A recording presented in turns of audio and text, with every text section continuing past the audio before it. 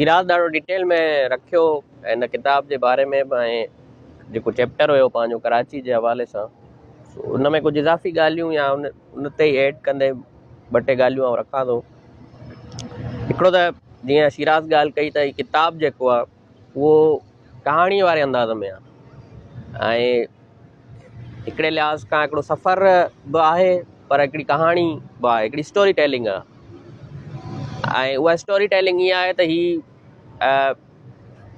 उनजो जेको सिटाव आहे किताब जो उहो इन अंदाज़ में आहे त ही अप स्ट्रीम वञे थी, यानी दरिया जिते ख़तमु थिए थो उतां खां शुरू करे थी ऐं अप स्ट्रीम वञे थी ऐं तिब्बत ताईं, कराची खां तिब्बत ताईं जेको सफ़र आहे पूरो दरिया जो, ऐं बैक अप स्ट्रीम वञे थी ऐं बैक इन टाइम वञे थी, पोइ हिते थी वञे। यानी कराची अगरि अचे थी त उते पहिरियां माण्हुनि सां जी स्टोरी ॿुधे थी, मिसाल जीअं इन भंगी जी स्टोरी आहे, उतां ई वरी कीअं वञी उहो न कनेक्ट कयो आहे पार्टीशन सां ऐं सॼो मामिलो त वरी तारीख़ में हली थी वञे। जंहिं मक़ाम में वञे थी उन जो दौर खणी थी अचे।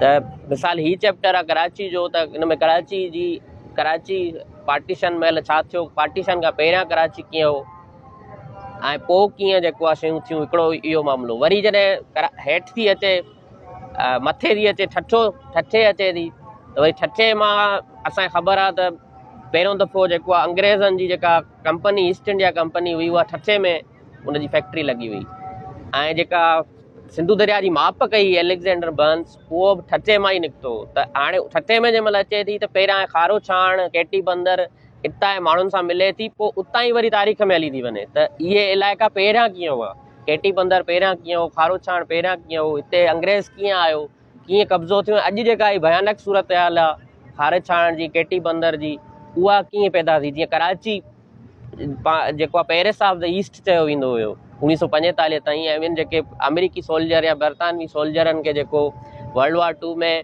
गाइडलाइंस ॾिनी वेंदी कराची जे बारे में, रस्तनि जे बारे में, उन में लिखियलु हूंदो हो पेरिस ऑफ द ईस्ट, माना तव्हां ईस्ट जे मशरिक़ जे पेरिस में आया आहियो।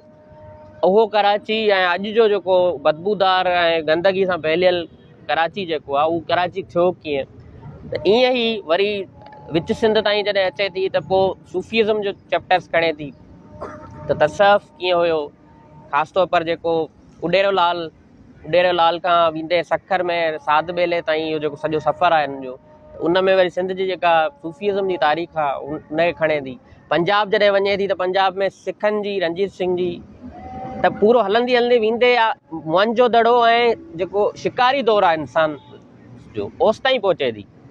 यानी जंहिं महिल केपी वञे थी त पोइ वरी गज़नवी ऐं वेंदे सिकंदर आज़म जा जेके हमला हुआ उहो असांखे ख़बर आहे त काबुल नदी पार करे हिते ईंदा हुआ, छाकाणि जो हीअ सभु काबुल खां आया हुआ, त उहे काबुल नदी पार करे, त इहो बि हिकिड़ो दरिया जी कहाणी आहे, त उहा उन में वञे थी।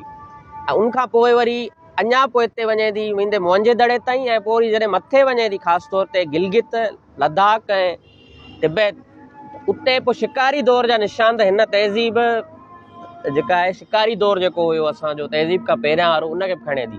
त यानी पूरी तारीख़ उहा इन शइ खे हिन दरिया सां जुड़ियल जेका असांजी तहज़ीब आहे सिंधु तहज़ीब, उन जी जेका स्टोरी आहे कहाणी आहे, ऐं उहा कीअं दरिया ठहियो ऐं शिकारी दौर खां पहिरियां वञे थी जॾहिं दरिया ठहियो हुयो। ऐं पाण ॿुधाए थी त जियोलॉजिकली दरिया कीअं ठहियो। जियोलॉजिकली दरिया 5.5 करोड़ साल हिन जी उमिरि आहे दरिया जी, जेको हिन साउथ एशिया जो पुराणे ओल्डेस्ट जेको आहे रिवर आहे। त उतां खां दरिया कीअं ठहियो, दरिया सिंध कीअं ठाही, छाकाणि जो हिमालय ताईं समुंड हुयो, जॾहिं प्लेटूं अलॻि थियूं यूरेशियन प्लेट ऐं इंडियन प्लेट, त पाणी हेठि लथो त पोइ दरिया ठहिया, आबशार ठहिया, उन दरिया ई मैदान ठाहियो जंहिंखे असां सिंध चऊं था। त सिंध जो जेको ख़ालिक़ आहे उहो बेसिकली दरिया आहे। त दरिया जेको आहे उहो कीअं ठहियो ऐं उन दरिया सिंध कीअं ठाही, ऐं पोइ उनजे इर्द गिर्द दरिया जे असांजी तहज़ीब कीअं ठही, ऐं पोइ असांजूं कहाणियूं, असांजूं ॾंद कथा, असांजा फ़लसफ़ा ऐं फ़िक्र सियासत उहा इन दरिया जे इर्द गिर्द कीअं ठही, ऐं उहा अॼु कहिड़े सूरत हाल में आहे जो उन ते जेको आहे डैमूं ऐं मुख़्तलिफ़ जेको आहे उनखे बंद ॿधी बुनियादी तौर ते उन हालति में उनखे कयो वियो आहे जिते हाणे उहा सॼी जेका तहज़ीब आहे सिंधु दरिया जी उहा एट स्टेक आहे ऐं उहा पूरो जेको असांजो जेको सर्वाइवल आहे उहो आहे। त बुनियादी तौर ते हिन जी जेका आहे सॼी किताब जो जेको सिटराव आहे उहो इन अंदाज़ में आहे। हिकिड़ी शइ, ॿी शइ आहे त हिकिड़ो असांखे जी तहज़ीब में, हाणे हीअ माई इंग्लैंड जी आहे त उनखे दरिया सां एतिरो चाह आहे, सिंधु दरिया सां, त असां सां हमेशह ईअं थियो आहे त असां पाण एज़ अ क़ौम जेको आहियूं, असांजा जेके माण्हू आहिनि उहे जेके दरिया जंहिंजी ज़िंदगी आहे बुनियादी तौर ते, अगरि दरिया न हुजे त सिंध बि न हूंदी, त उहे एतिरा हसास कोन्हनि जेतिरी उहा माई उन दरिया ॾांहुं हसास आहे। त हिन तहज़ीब में हिकिड़ी अहिड़ी छिक आहे जेका ॿियनि माण्हुनि खे बि उन सां एतिरो प्यारु करण ते मजबूर करे थी जो हीउ मुकमिल तौरु हितां जी ॼण थी वञे थी ऐं एतिरी महिनत करे हीअ किताब जेको आहे लिखे थी, जॾहिं त असां खां बि इहो जेको आहे कमु कोन थो थिए। त इहा फ़र्क़ु बि आहे त जॾहिं ग़ुलाम क़ौम थिए थी का, त उन जी जेको एटीट्यूड आहे पंहिंजनि शयुनि ॾांहुं उहो लातालकी वारो आहे, उहो जेको बहसी वारो आहे। जॾहिं त हूअ जेका माई आहे, जंहिंजी उमिरि 28 साल आहे, हिकिड़ी कुंवारी माई आहे, उहा जेका आहे कुंवारी छोकिरी आहे, उहा अची करे एतिरा हज़ारे किलोमीटर जेको आहे सफ़र करे थी ऐं अहिड़नि इलाइक़नि में जेके डेंजरस इलाइक़ा आहिनि। मिसाल हिनखे जॾहिं हीअ वञे थी काबुल वारे पासे, काबुल खां सवात खां गिलगित, सिकंदर आज़म जॾहिं पंहिंजी फ़ौज खणी आयो हुयो त हू काबुल खां थींदे हिकिड़ी पंहिंजी फ़ौज जेका आहे उहा सवात मोकिली, हिकिड़ो वरी पासे हू मथे वियो पहिरियां, छाकाणि जो क़बाइलियुनि खे हू वेहण लाइ गिलगित वियो, वरी पोइ गिलगित खां हेठि सिकंदर आयो हुयो। हाणे 2 फ़ौजूं हुन जूं हुयूं। त हीअ जॾहिं वञे थी त हिनखे फ़ौजी चवनि था त बाबा तोखे हेलीकॉप्टर ते घुमायूं था न इहो सॼो, तूं हितां वेंदीअ कीअं? हू चए थी न, मां इहो पंधु घुमंदसि, इन इलाइक़नि में वेंदसि। तूं चवंदा आहिनि छो पंधु वेंदी, हेलीकॉप्टर ते खणी था हलूं न? जी पंधु मां इन करे वेंदसि त जीअं मां महसूसु कयां त सिकंदर जा सिपाही कीअं महसूसु कंदा हूंदा, उन लाइ मूंखे इन ॻोठनि में वञिणो पवंदो। हाणे रिसर्च जेका आहे उहा ईअं थींदी आहे, न त हू हेलीकॉप्टर ते फ़ोटू कढी किताब हिस्ट्री त उनखे उअं ई पढ़ियल हुई, लिखी छॾे हा। ऐं उते वरी हिनखे मिसाल छो तालिबान एरिया आहिनि, केपी घणो कंज़र्वेटिव एरिया आहे, त उते हिनखे मिसाल कूड़ो हिकिड़ो मुड़ुसु ठाहिणो थो पवे, छाकाणि उते इहो आहे बाबा गैर मोहरम या अकेली छोकिरी जेका आहे नथी घुमी सघे, त पोइ किराए जो हिकिड़ो जेको आहे जंहिंखे मिड़ई पैसा ॾेई तूं मुंहिंजो रुॻो चइजां त मां मुंसां ईअं करे बि अहिड़ा एडवेंचर करे बि उते पहुचे थी। त हीउ हिकिड़ो हुनजो शानदार जेको आहे कमु आहे ऐं उनखे जस हुजे जो उन कमु कयो आहे। ऐं असांखे हिकिड़ो बेनिफिट इहो बि आहे त असां क़ौम सां गॾु हिकिड़ी तहज़ीब आहियूं, इन जे करे ई माण्हू असां ॾांहुं अटेंशन ॾियनि था त असां हिकिड़ी तहज़ीब बि आहियूं। त किताब, अच्छा हिन में इहो आहे त हिन सर्किल्स जेके पाण हलायूं था हिन किताब ते, त हीअ किताब माना डिस्कशन खां वधीक पढ़ण जो आहे, छाकाणि जो हीअ कहाणी वांगुरु आहे ऐं कहाणी जेका आहे उहा जेका पढ़ण में वधीक ई मज़ो ईंदो आहे। त छाकाणि जो हिते वेही करे को हिकिड़ो माण्हू उहा सॼी कहाणी बयानु नथो करे सघे, जेको माई जो लिखण जो स्टाइल आहे ऐं जेको हुनखे कहाणी ॿुधाइण जो अंदाज़ आहे उहो उनजी सम्झ जेका आहे उहा तॾहिं ऐं उहो अहसासु जेका अहम शइ आहे हिन किताब जी, उहा बुनियादी तौर ते हितां जे माण्हुनि खे अहसासु ॾियारणो आहे सिंधु दरिया जे बारे में, त हीअ दरिया जेको आहे केॾी वॾी तारीख़ रखे थो, केॾो क़ीमती आहे ऐं केतिरो असां लाइ ज़रूरी आहे। छाकाणि जो जॾहिं असां डिस्कशन कयूं था त उहो अहसास में कोन पैदा थींदो, जॾहिं असां पढ़ंदासीं कहाणी त उहो असां ॾांहुं हिकिड़ो अहसासु जेको आहे असांखे ॾियारींदो। तंहिं करे हिन किताब खे जेके दोस्त सर्किल में आहिनि उहे पढ़नि ज़रूरु। कराची वारो जेको सिराज ॿुधायो त उहे जेका मुकबल न ॻाल्हि कई, त कराची बुनियादी तौर ते पहिरीं ॻाल्हि त सिंध जेको आहे उहो मुसलमाननि जो मुल्क कोन रहियो आहे। सिंध जेको आहे उहो सिंधुनि जो बि आहे, सिखनि जो बि। ऐं असां में ऐं पाकिस्तानी रियासत में इहो ई फ़र्क़ु आहे। पाकिस्तान चए थो त पाकिस्तान मुसलमाननि जो मुल्क आहे, असां चऊं था सिंध मुसलमाननि जो कोन्हे मुल्क, सिंध सिंधियुनि जो वतन आहे। पोइ हुन में मुसलमान बि आहिनि, हुन में हिंदू बि आहिनि। ऐं सुभाणे जेकॾहिं असांजी सिंध ठही त असां उनखे इहो कोन चवंदा आहियूं सिंध मुसलमाननि जो या बाबुल इस्लाम आहे। सिंध जेको आहे सिंधियुनि जो वतन आहे, सेक्युलर असां ख़्याल जा माण्हू आहियूं। कराची पहिरियां न हिंदुनि जो शहर हो न मुसलमाननि जो शहर हो, कराची सिंधियुनि जो शहर हुयो। ऐं उते आबादी मज़हबी लिहाज़ खां ज़ाहिरी ॻाल्हि आहे हिंदुनि जी हुई, घणी अक्सरियत हिंदुनि जी हुई, यानी 60% जेको आहे तक़रीबन हिंदू आबादी हुई, ॿिया पोइ पारसी हुआ, ॿिया घणा हुआ। ऐं 70% सिंधी ॻाल्हाईंदड़ ऐं जेका बलोच स्पीकिंग जेके इंडिजिनस हितां जा सिंधी आहिनि उहे हुआ। हाणे 1941 जो जेको सेंसस आहे ईंदे 1947 ताईं इहा ई सूरत हाल हुई। वरी जॾहिं 1951 जो सेंसस थिए थो, हाणे 1947 में आबादी कराची जी 4 लख हुई। 1951 में जीअं सेंसस थिए थो त कराची जी आबादी 13 लख थी वञे। हाणे तव्हां ॿुधायो 4 साल में हिकिड़े शहर जी आबादी 9 लख वधी वञे, सो बि उन दौर में त इहो हिकिड़ो बम फाटी पए ॼण पॉपुलेशन जो। ऐं हिंदू जेको आहे उहो वञी बचो 10 सैकड़ो खां घटि, 5 सैकड़ो, ऐं सिंधी स्पीकिंग जेको आहे वञी बचो 10 सैकड़ो। हाणे तव्हां ॾिसो त रातपेट में हिकिड़ो पूरो जेको आहे हिकिड़ी कम्यूनिटी ऐं हिकिड़ी क़ौम हिकिड़नि पंहिंजनि वॾनि शहरनि में अक़लियत में तब्दील थी वई। हमेशह असां इहा ॻाल्हि कंदा आहियूं त गुज़िरियल दफ़े काफ़ी दफ़ा जॾहिं डिबेट थी आहे धारी आबादकारी जे हवाले सां, उर्दू स्पीकिंग या जेके ॿिया क़ौमुनि जा उर्दू स्पीकिंग त पंहिंजा आहिनि, पर ॿिया जेके क़ौमुनि जा दानिश्वर आहिनि या जेके इन शइ खे अञा नथा सम्झनि, त उन्हनि खे मां हमेशह चवंदो आहियां त तव्हांखे नक़बा जेको फ़लस्तीनी चवंदा आहिनि, जेको लफ़्ज़ इस्तेमालु कंदा आहिनि, त जॾहिं 1948 में इसराइल ठहियो 47 में, त यरूशलम उन्हनि खां खसिजियो ऐं फ़लस्तीनी पंहिंजे शहरनि में बेदख़ल थी विया।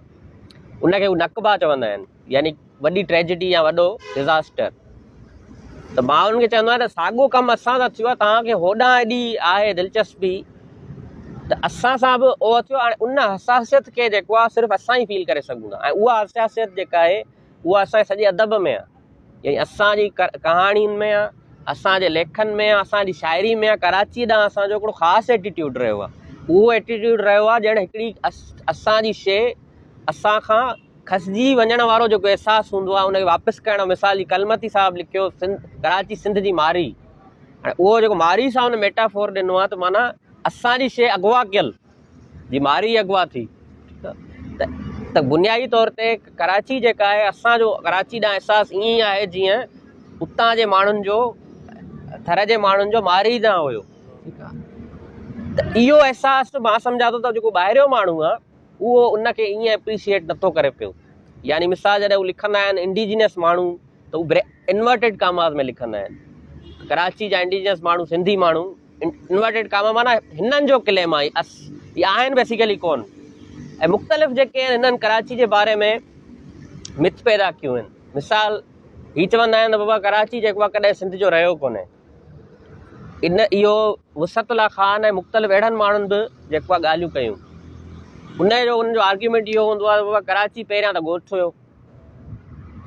1829 में नाओमल जे ॾाॾे जेको आहे हिकिड़ो ॻोठ आबाद कयो, ऐं उते जेको आहे जीअं ई लाहिरी बंदर जो ठठे जा जेके पोर्ट आहे उहो दरिया जे वेकिरे करे तब्दील थिया, त 1829 में हुन कराची में हिकिड़ो नंढिड़ो पोर्ट ठाहियो। उनखां पोइ वरी ख़ान ऑफ कालात जेको आहे कराची कब्ज़ो कयो, वरी पोइ टालपुरनि उन खां वापसि वरितो।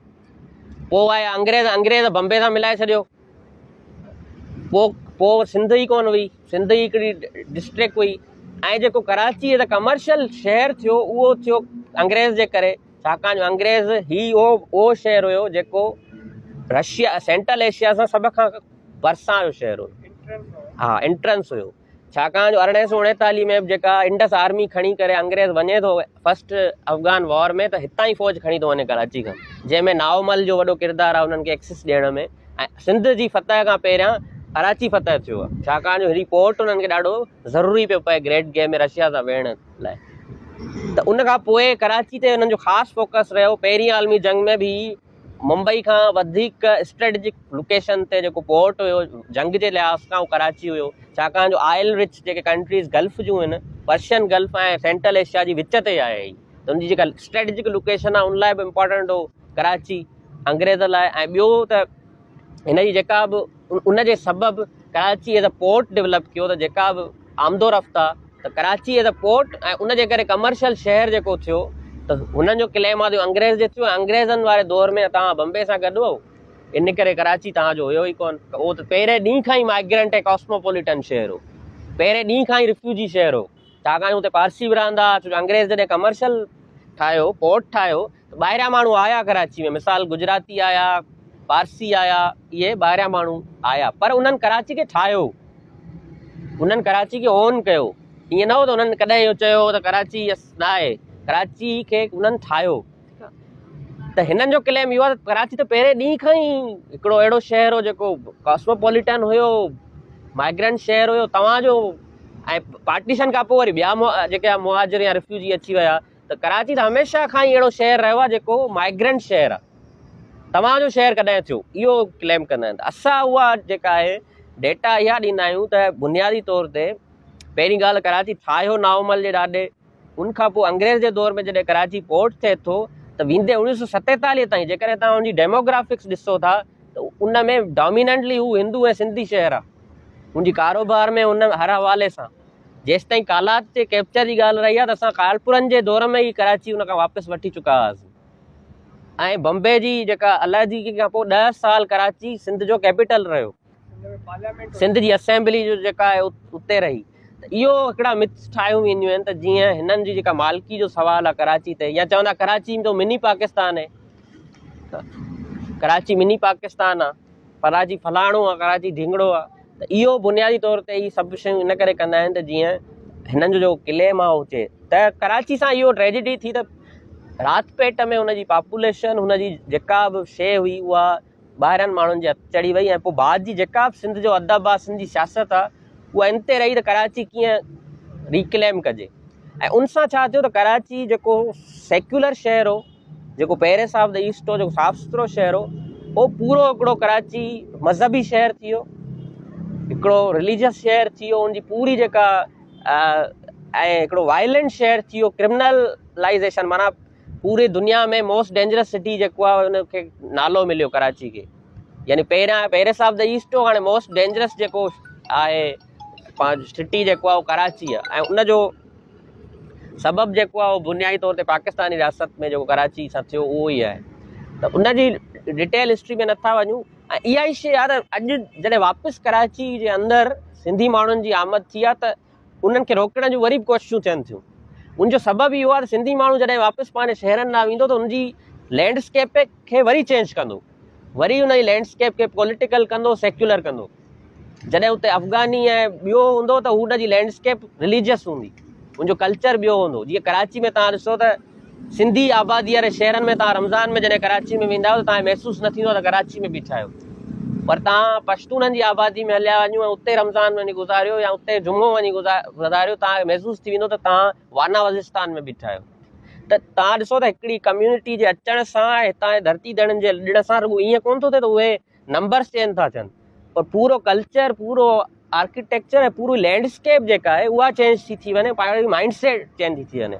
त ड्रग्स जो शहर, दहशतगर्दी जो शहर, गंदगी जो शहर, क्राइम जो शहर, हा, इहे सभु शयूं जेको आहे उहो जेको ठहियो कराची जो इमेज, पहिरियां रोशनियुनि जो शहर, हाणे जेको आहे डार्कनेस जो शहर। मिसाल कराची में ॿी वॾी ॻाल्हि, कराची में 1960 ताईं नाइट क्लब्स हुआ, बार्स हुयूं। ज़ुल्फ़िकार अली भुट्टे जो ऑर्डिनेंस पास करे बार्स वग़ैरह बंदि करायूं कराची में। सदर में बार्स ऐं जीअं कंहिं बि वॾे शहर में हूंदियूं आहिनि ईअं एसि ताईं माहौल हुयो। त इहो सॼो कराची चेंज थियो आहे। ऐं मां सम्झां थो त हिन वक़्तु जॾहिं असां वापसि कराची ॾांहुं मुंहुं कयो आहे सिंधी माण्हुनि, त वरी कराची जी जेका एटमॉस्फेयर आहे उहा चेंज थिए पई ऐं उनजो जेको डायनामिक आहे उहो चेंज थिए पियो। उनखे अॻिते वधाइण जी ज़रूरत आहे। त इहा ई कराची जी जेका स्टोरी आहे इन में जेको आहे किताब में डिस्कस कई आहे। वधीक वरी पोइ नेक्स्ट चैप्टर्स में असां ॻाल्हाईंदासीं।